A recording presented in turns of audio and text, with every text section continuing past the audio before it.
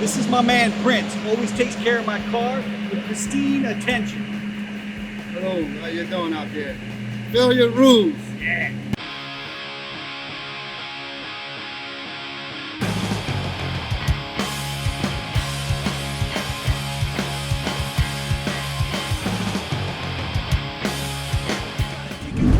When I was 19 years old, I dropped out of college after one semester. Failure was already following me around.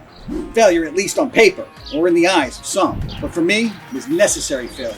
I wasn't ready to discern any future-enabling value from college. It was all stale, theoretical, and misaligned with what I was hearing from my internal spirit voice. So instead of paying $15K a semester, without any purpose focus, I instead enrolled into White Glove University and got busy washing cars. There, I suited up in navy blue Dickies work pants and steel-toe boots and enjoyed a rigorous curriculum replete with endurance lessons marked by bloody, frozen knuckles from scrubbing white walls and counting cash with fingerless gloves in the dead of winter, and empathy lessons and befriending coworkers with addictions, broken families, and tough economic hurdles. Also, I was indoctrinated with work ethic, inculcated through 10 hours a day of hard work on my feet with no lunch break. There was also communication courses at White Glove University, informed by nuanced sales pitches that secured high volume, value add hand waxes, Simonized scrubs, and discount coupon books. And of course, there was the economic course that was working at White Glove University. This emphasized the value of failure rule number 3. Money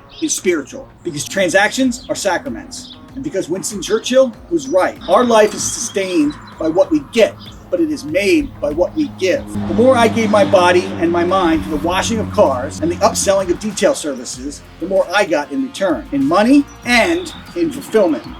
Because receiving gratitude renders fulfillment, and fulfillment fills us with life. Each tip I received and each commission check I cashed represented expressions of thankfulness for my customers for the service they received. I knew and felt this even then. I realized that work and service effectuated transactions that were sacraments, or think of it this way, earthly mechanisms that symbolize spiritual connectivity. Each exchange of currency represents a recipient's placed level of thankfulness, what we simply call value, for the product, service, or measure of usefulness that they receive. Because placed value is a measured thankfulness. And we go about our days placing our measured thankfulness one purchase at a time.